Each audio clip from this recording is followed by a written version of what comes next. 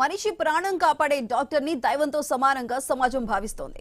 కానీ నేటి కార్పొరేట్ యుగంలో వైద్యం వ్యాపారంగా మారిందనే విమర్శలు వ్యక్తమవుతున్నాయి. ఇలాంటి సమయంలో వైద్యం అంటే సామాజిక బాధ్యత అని చాటి చెబుతున్నారు ప్రముఖ neuro physician doctor Vikrant Singh Thakur. కేవలం మందులతోనే కాదు, పాతకాలపు ఆహారపు అలవాట్లతోనూ ప్రాణాంతక వ్యాధులను జయించవచ్చని ఆయన చెబుతున్నారు. ఈ వైద్యుడిస్తున్న సూచనలు సోషల్ మీడియాలో వైరల్ గా మారాయి. రోగులు పూర్తిగా ఆరోగ్యవంతులు కావాలన్నదే తన లక్ష్యం అంటున్న డాక్టర్ విక్రాంత్ సింగ్ ఠాకూర్ తో మా ప్రతినిధి ప్రశాంత్ ఫేస్ టు ఫేస్. పూర్తిగా తర్వాత వైద్యం చేస్తూ ఉన్నారు. ఆయన వైద్య విధానం ఏంటి, అసలు ఆయనకు సంబంధించి స్ఫూర్తి ఎవరు, ఇక అన్ని విషయాలు అడుగుదాం. ఏంటి సార్, ప్రధానంగా పేషెంట్లు వస్తే అందరూ ఏదో వృత్తిపరంగా వచ్చి జస్ట్ ఓపీ చూసి వెళ్ళిపోయే పరిస్థితి, కానీ మీరు ఫస్ట్ పేషెంట్లకు మోటివేషన్ ఇస్తూ పేషెంట్ యొక్క రోగాన్ని సగం ఇక్కడే తగ్గిస్తున్న పరిస్థితి కనబడుతుంది. ఎట్లా ఈ సామాజిక బాధ్యతకు సంబంధించి మీరు అంటే ఎవరైనా ఇన్స్పిరేషన్ చేశారా? ఏంటి మీ వైద్య విధానానికి సంబంధించి స్ఫూర్తి అంటే? సార్, డాక్టర్ అంటే ఫస్ట్ రోగంని క్యూర్ చేయడం కాదు, రోగాన్ని మూలం నుంచి తీసేయాలి. రోగం రాకుండా చేయడమే యాక్చువల్ ట్రీట్మెంట్. ఓకే, సో అదే నేను బిలీవ్ చేస్తా. ఫస్ట్ ఏమేమి జాగ్రత్తలు తీసుకోవాలో తీసుకుంటే రోగం ఎందుకు తెచ్చుకోవాలా, దానికి హాస్పిటల్ చుట్టూ ఎందుకు తిరగాలా, అన్ని డబ్బులు పెట్టి టెస్టులు మందులు ఎందుకు వాడాలా, మళ్ళీ మందులకు కొన్ని పడతాయి కొన్ని పడవు, వాటికి సైడ్ ఎఫెక్ట్స్ ఎందుకు తీసుకురావాలా. సో అందుకే నేను అందరినీ మోటివేట్ చేస్తా. రకరకాలుగా ఎలా అయితే జనాలు చెప్తే వింటారో ఆ విధంగా చెప్పి నేను వాళ్ళని మార్చే ప్రయత్నం చేస్తాను సార్. అట్లా వైద్య విధానంలో అంటే మీరు ఈ 20 ఏళ్ళు అవుతుందా సార్? ఈ 20 ఏళ్ల ప్రయాణంలో మీరు ఎదుర్కొన్న సవాల్ అంటే ఎక్కువగా చూసి పేషెంట్లకు సంబంధించి చాలా చెలించిపోయిన సందర్భం ఏదైనా ఉందంటే ఏం చెప్తారు సార్? చాలా పేషెంట్స్ చూశాను. పర్టికులర్లీ పక్షవాతం వచ్చిన పేషెంట్స్ ఉంటారు, చిన్న వయసులో వస్తారు, పెద్ద వయసులో వస్తారు, వాళ్ళు నడవలేకపోతారు. ఇప్పుడు ఆడవాళ్ళు ఉంటారు, వాళ్ళు మూత్రం కడగాల్సి వస్తుంది ఉన్న ప్లేస్లోనే, నడవలేరు, తినలేరు, మాట్లాడలేరు, ఇబ్బంది పడతారు. చిన్న చిన్న వయసులో క్యాన్సర్లు వస్తాయి, ఫిట్స్ వస్తుంది. ఫిట్స్ ఎన్ని మందులు వాడినా రికవర్ కాదు. సో రిఫ్రాక్టరీ సీజర్స్ అంటారు. అలా ఎన్నో రకాల పేషెంట్స్ చూశాను సార్. నేను ఒకటి అర్థమైంది ఏంటంటే 20 ఏళ్లలో మనమే రోగాలను తెచ్చుకుంటున్నాం. రోగం వచ్చిన తర్వాత బాధపడుతున్నాం. ఒక చిన్న మార్పు చేస్తే మనకు రోగం ఉండదు, రోగం రాకుండా ఉంటుంది. కానీ మనం ఆ మార్పు తెచ్చుకోం జీవితంలో. ఏమవుతుంది, ఒక చిన్నదే కదా, ఏమవుతుంది. ఫర్ ఎగ్జాంపుల్ సార్, ఇప్పుడు ఈ ఫోన్ ఉంది, సింపుల్ మీకు ఉన్నారు కాబట్టి చెప్తా. ఇట్లా అందరం ఫోన్ వాడతాం, అవునా? దీనివల్ల ఏమవుతుంది, తలనొప్పి వస్తుంది, మెడ నొప్పి వస్తుంది, డిస్క్ బల్జ్ అవుతుంది, భుజం చేతులు గుంజుతాయి. కానీ అందరు ఇట్లా ఫోన్ వాడతారు. ఏం చేయాలా? ఇట్లా వాడాలి. ఇలా వాడితే మెడ నొప్పులు, తలనొప్పి, ఈ నొప్పులు రావు. ఈ సింపుల్ విషయం తెలియదు జనాలకి. ఈ ఉరుకుల పరుగుల జీవితం, అసలు ఈ ఉరుకుల పరుగుల జీవితానికి సంబంధించి అనేక ఆహారపు అలవాట్లకు సంబంధించి మన జీవితం పైన ప్రభావం చూపిస్తున్న పరిస్థితి కనబడుతుంది.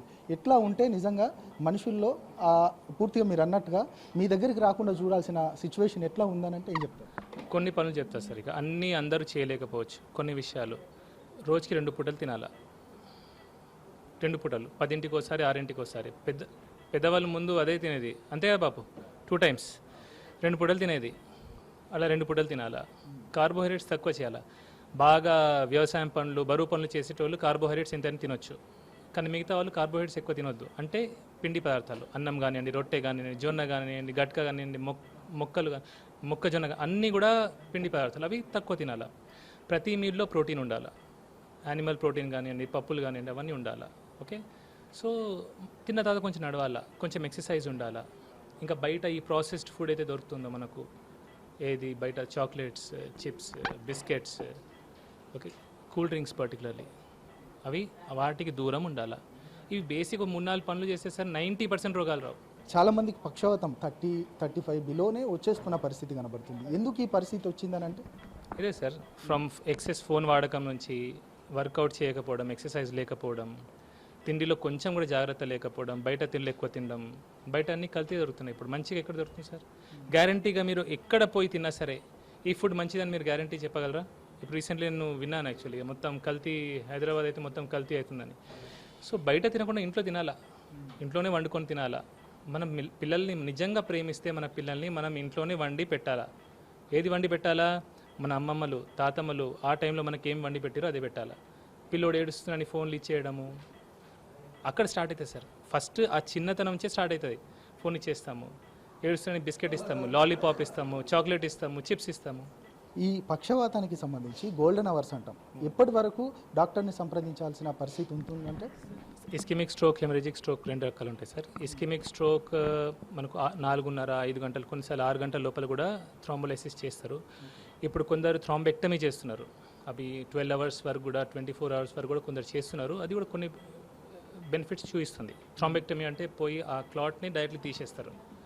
సో ఇంటర్వెన్షనల్ న్యూరాలజీ అంటారు, ఇంటర్వెన్షన్ రేడియాలజిస్ట్ వాళ్ళు అట్లాంటి పనులు చేస్తున్నారు. సో ఆల్మోస్ట్ 12 to 24 అవర్స్ వరకు చేసి, but first of all as early as possible, ఎంత తొందరగా వస్తే అంత మంచిది.